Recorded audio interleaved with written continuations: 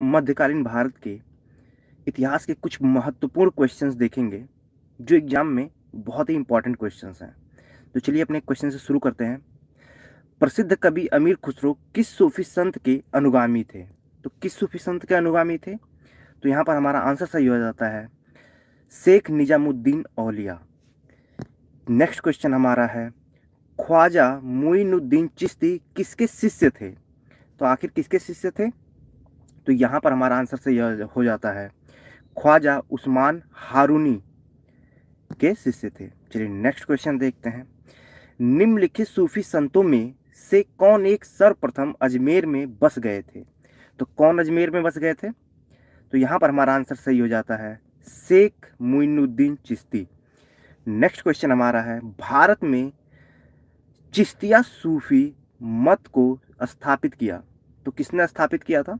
तो हमारा ये आंसर यहाँ पर सही हो जाता है ख्वाजा मुइनुद्दीन। चलिए नेक्स्ट क्वेश्चन देखते हैं अपना। भारत में चिश्तिया सिलसिले की स्थापना किसने की थी? तो यहाँ पर भी हमारा आंसर कौन सा सही हो जाएगा? तो यहाँ पर हमारा आंसर सही हो जाएगा मुइनुद्दीन चिश्ती। चलिए नेक्स्ट क्वेश्चन देखते हैं। ख्वाजा कुतुबुद्दीन को बख्तियार की उपाधि किसने प्रदान की? तो किसने प्रदान की थी? तो हमारा यहाँ पर आंसर सही हो जाता है ख्वाजा मुइनुद्दीन चिश्ती ने। चलिए नेक्स्ट क्वेश्चन। शेख निजामुद्दीन औलिया शिष्य थे, तो आखिर किसके शिष्य थे? तो यहाँ पर हमारा आंसर सही हो जाता है बाबा फरीद के। Next question. शेख फरीद का सर्वाधिक ख्याति लब्ध शिष्य जिसने दिल्ली के 7 सुल्तानों का शासन देखा था वो कौन था? तो हमारा यहाँ पर आंसर सही हो जाता है निजामुद्दीन औलिया। नेक्स्ट क्वेश्चन देखते हैं। निम्नलिखित में से किसने दिल्ली के 7 सुल्तानों का शासन काल देखा था? तो किसने देखा था? तो यहाँ पर हमारा आंसर सही हो जाएगा शेख निजामुद्दीन औलिया। दोस्तों ये हमारे रैपिड फायर क्वेश्चंस हैं और ये हम बहुत जल्दी जल्दी करेंगे। तो चलिए अपना नेक्स्ट क्वेश्चन देखते हैं। निम्नलिखित में से किस सूफी संत ने यौगिक क्रिया को अपनाया और सिद्ध कहलाए? तो कौन थे? तो यहाँ पर हमारा आंसर सही हो जाएगा निजामुद्दीन औलिया। चलिए नेक्स्ट क्वेश्चन। निजामुद्दीन औलिया और नसरुद्दीन चिराग थे, तो क्या इसका आंसर कौन सा सही हो जाएगा? यहाँ पर हमारा आंसर सही हो जाएगा चिश्ती संत। चलिए नेक्स्ट क्वेश्चन। निम्नलिखित में से कौन से सूफी संत महबूब इलाही के नाम से जाने जाते हैं? तो कौन सूफी संत जाने जाते हैं महबूब इलाही के नाम से? तो वो थे शेख निजामुद्दीन औलिया। चलिए नेक्स्ट क्वेश्चन। फारसी कविता का भारतीकरण करने वाला प्रथम कवि था, कौन था? किसने किया था भारतीकरण? तो यहाँ पर हमारा आंसर सही हो जाता है अमीर खुसरो ने किया था। निम्नलिखित फारसी के कवियों में से किसे भारत का सादी कहा जाता है? तो कौन थे, किसको कहा जाता है? तो यहाँ पर हमारा सही आंसर हो जाएगा अमीर हसन को कहा जाता है भारत का सादी, याद रखिएगा। Next question. निम्न में से किस सूफी संत के विचारों को सिखों के धर्म ग्रंथ आदि ग्रंथ में संकलित किया गया है? तो यहाँ पर हमारा कौन सा आंसर सही हो जाता है? फरीदुद्दीन गंजे शकर। यहाँ पर हमारा ऑप्शन सी सही हो जाता है। निम्नलिखित सूफियों में से किसको अलग कहा जाता था? तो किसको अलग कहा जाता था? इसमें हमारा आंसर सही हो जाता है अब्दुल कुद्दूस गंगोही को। चलिए नेक्स्ट क्वेश्चन। शेख सलीम चिश्ती की समाधि कहाँ पर है? तो शेख सलीम चिश्ती की समाधि कहाँ पर है? तो ये है फतेहपुर सीकरी में। चलिए नेक्स्ट क्वेश्चन देखते हैं अपना। सूफियों के किस संप्रदाय अथवा सिलसिला से शेख बहाउद्दीन जकारिया संबद्ध थे? तो यहाँ पर हमारा कौन सा आंसर सही हो जाएगा? यहाँ पर हमारा आंसर सही हो जाएगा शुहरावर्दी से संबंध थे। सूफियों के किस सिलसिला से शेख बहाउद्दीन जकारिया संबद्ध थे? तो ये भी आंसर हमने देखा था, तो इसका आंसर क्या हो जाएगा हमारा सुहरावर्दी। नेक्स्ट क्वेश्चन है अति कट्टरपंथी सूफी संप्रदाय था, तो कौन सा था अति कट्टरपंथी कौन था? तो यहाँ पर हमारा आंसर सही हो जाता है सुहरावर्दी बहुत कट्टरपंथी थे। नेक्स्ट क्वेश्चन देखते हैं, निम्नलिखित सूफी शाखाओं के किस एक में संगीत निषिद्ध है? तो किस में निषिद्ध था? तो यहाँ पर हमारा आंसर सही हो जाएगा नक्शबंदिया। नक्शबंदिया में निषिद्ध था। निम्नलिखित में से किस सूफी सिलसिले ने नियमित योगिक क्रियाओं को अपनाया? तो किसने अपनाया था? तो यहाँ पर हो जाएगा हमारा आंसर सत्तारी। चलिए नेक्स्ट क्वेश्चन, खानकाह क्या था? खानकाह क्या था? तो यहाँ पर हमारा आंसर कौन सा सही होगा? सूफी संतों का निवास स्थान था। सूफी संतों का निवास स्थान था। योग कलंदर नामक पुस्तक का रचयिता था। तो योग कलंदर नामक पुस्तक का रचयिता कौन था? तो यहाँ पर हमारा आंसर सही हो जाता है सैयद मुर्तजा था। नेक्स्ट क्वेश्चन, इल्मे इलाही मुहम्मदी नामक रहस्यवादी सिद्धांत का प्रतिपादन किस सूफी संत ने किया था? तो किस सूफी संत ने किया था? तो यहाँ पर हमारा आंसर सही हो जाएगा ख्वाजा मीर दर्द। ख्वाजा मीर दर्द ने प्रतिपादन किया था। चलिए नेक्स्ट क्वेश्चन, अनल हक की सूफी अवधारणा वेदांत की निम्नलिखित अवधारणा से प्रेरित थी। तो यहाँ पर हमारा कौन सा आंसर सही हो जाएगा? यहाँ पर अहम ब्रह्मास्मि। अहम ब्रह्मास्मि था। निम्नलिखित युग्मों में से गलत युग्म को चुनिए। तो निम्नलिखित युग्मों में से गलत युग्म को चुनना है। तो यहाँ पर हमारा आंसर कौन सा सही होगा? गलत युग्म कौन सा है इसमें? ए भी सही है, बी भी सही है, ये गलत है और ये भी सही है। तो हमारा ये इसमें आंसर ये वाला सही हो जाएगा। निम्नलिखित में से किसका संबंध सूफीवाद से नहीं है? तो किसका संबंध सूफीवाद से नहीं है? तो हमारा यहाँ पर आंसर सही हो जाता है उलेमा। निम्नलिखित सूफियों में कौन कृष्ण को औलिया के अंतर्गत मानता था? तो कौन मानता था? तो ये था मोहम्मद गौश। चलिए नेक्स्ट क्वेश्चन, कौन भारतीय सूफी संत मुजहिद कहलाता था? तो कौन कहलाता था? तो यहाँ पर हमारा आंसर सही हो जाएगा शेख अहमद सरहिंदी। चलिए नेक्स्ट क्वेश्चन, बीजक किसके वचनों का संग्रह है? तो बीजक किसके वचनों का संग्रह है? तो हमारा यहाँ पर आंसर सही हो जाता है कबीर। चलिए नेक्स्ट क्वेश्चन देखते हैं, बीजक की रचना किसने की थी? तो बीजक की रचना किसने की थी? कबीर ने ही की थी। भक्ति रस कवित्री मीराबाई थी। तो इसमें से देखते हैं कौन सा सही होता है। एक राजपूत कालीन नारी जिसने कभी विवाह नहीं किया, गुजरात शाही परिवार से संबंधित जिनका विवाह राजपूत से हुआ, मध्य प्रदेश के एक पुजारी की पुत्री, या फिर एक राजपूत शासक की पत्नी। तो यहाँ पर हमारा कौन सा आंसर सही हो जाता है? एक राजपूत शासक की पत्नी।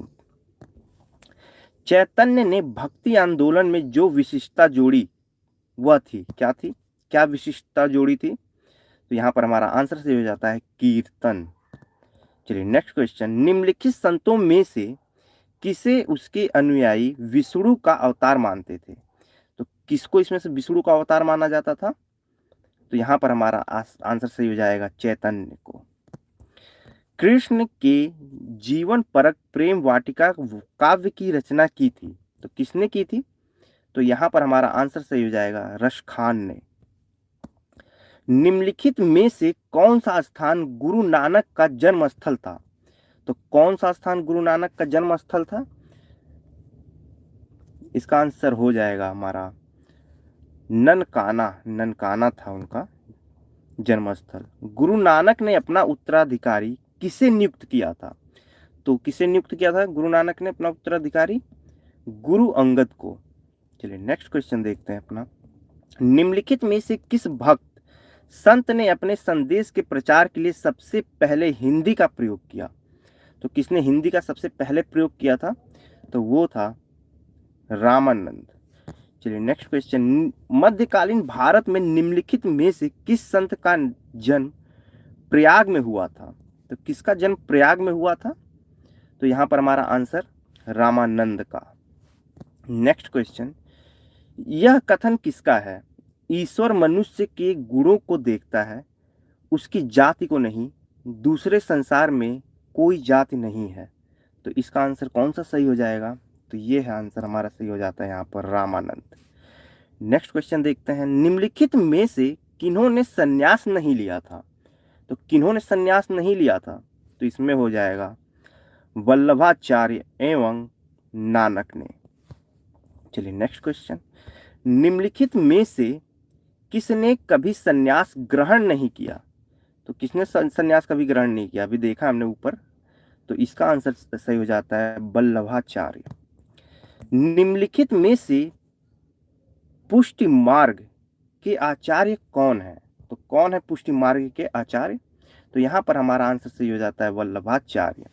निम्नलिखित में से कौन सा निर्गुण भक्ति संत नहीं था? तो यहाँ पर हमारा आंसर कौन सा सही हो जाएगा? शंकर देव। चलिए नेक्स्ट क्वेश्चन, असम एवं कूच विहार के वैष्णव धर्म का प्रवर्तन किसने किया? तो किसने किया था? तो ये थे शंकर देव। चलिए नेक्स्ट क्वेश्चन, निम्नलिखित में से कौन सा एक वैष्णव संत कीर्तन घोषा का रचयिता था? तो इसमें से आंसर कौन सा हमारा सही हो जाएगा?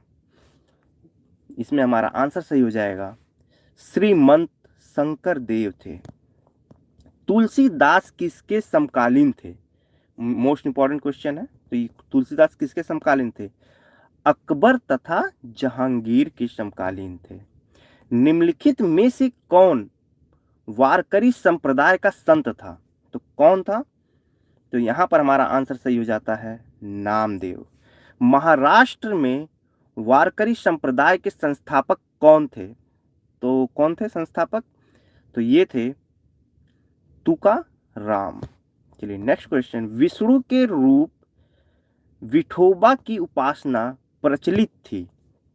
तो यहाँ पर हमारा कौन सा आंसर सही हो जाएगा? महाराष्ट्र में प्रचलित थी।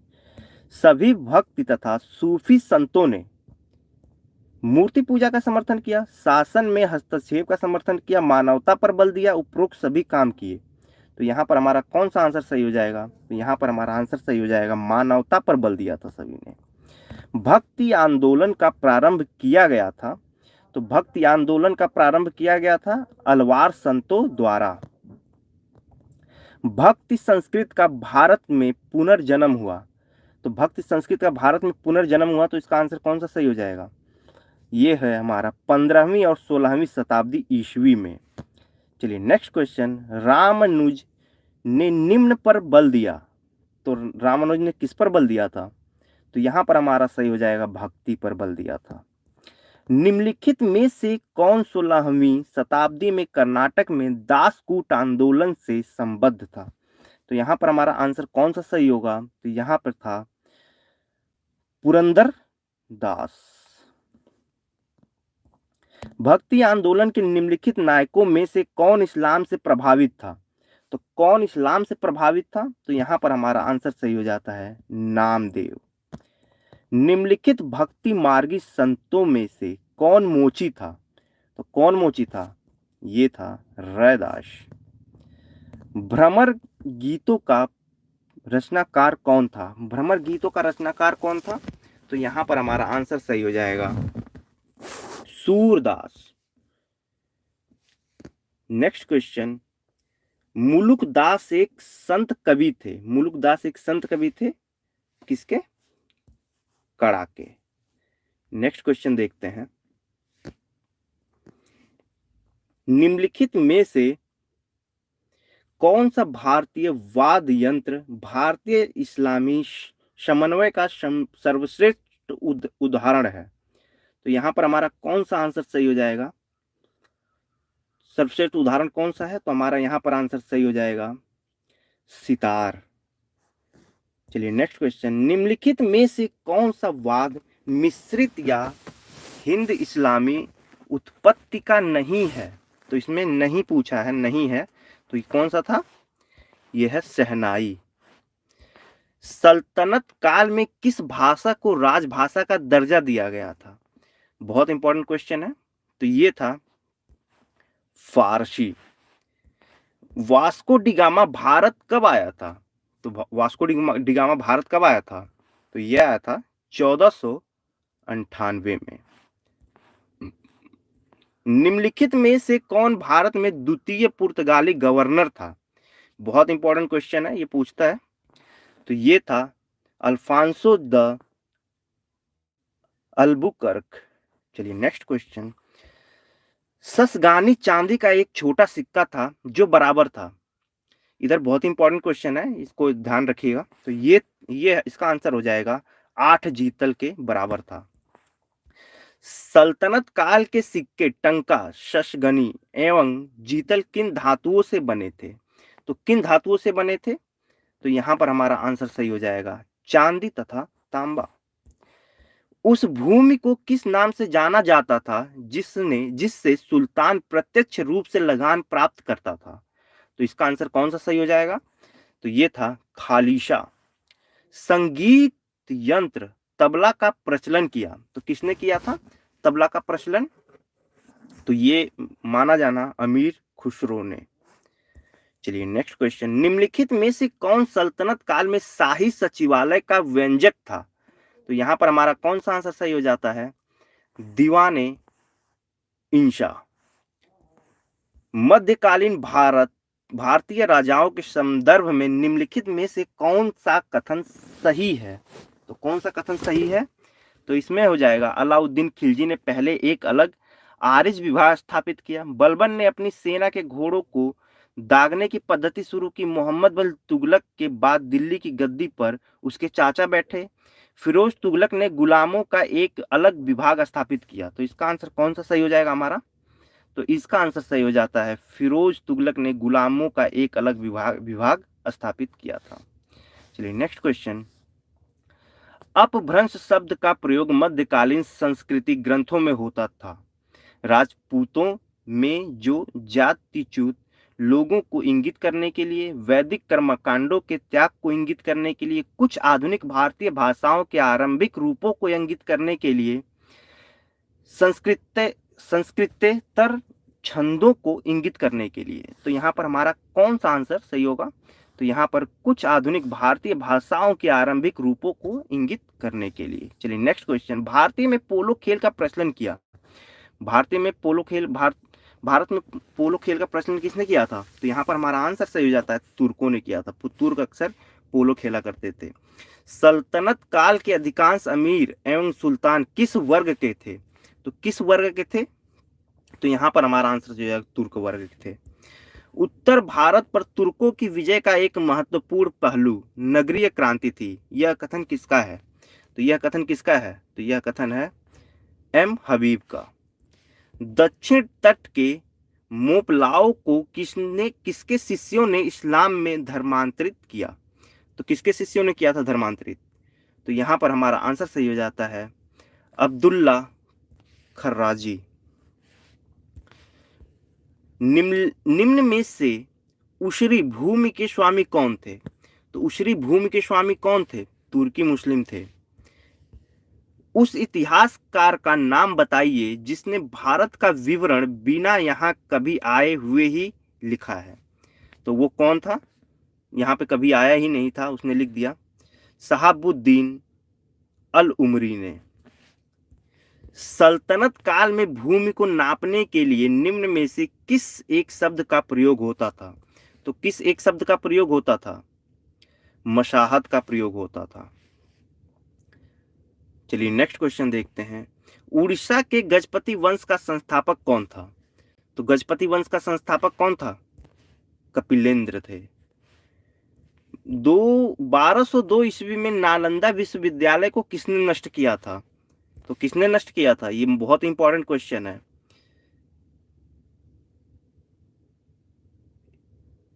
इख्तियारुद्दीन बिन बख्तियार खलजी ने।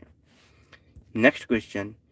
इनमें कौन सा गुलाम वंश का नहीं था? इनमें से कौन सा था जो गुलाम वंश का नहीं था? तो वो था इब्राहिम लोधी, बाकी सब गुलाम वंश के थे। लास्ट क्वेश्चन है हमारा। सल्तनत काल में निम्नलिखित में से कौन कर संग्राहक का कार्य नहीं करता था? तो यहाँ पर हमारा आंसर कौन सा सही हो जाएगा? ये था पटवारी। तो दोस्तों ये बहुत ही इंपॉर्टेंट क्वेश्चन कुछ थे। तो मिलते हैं अपनी नेक्स्ट वीडियो में कुछ और भी इंपॉर्टेंट क्वेश्चंस को लेके, और इन क्वेश्चंस पे एग्जाम में पूछे ही जाते हैं। तो चलिए नेक्स्ट वीडियो में मिलते हैं, तब तक के लिए धन्यवाद।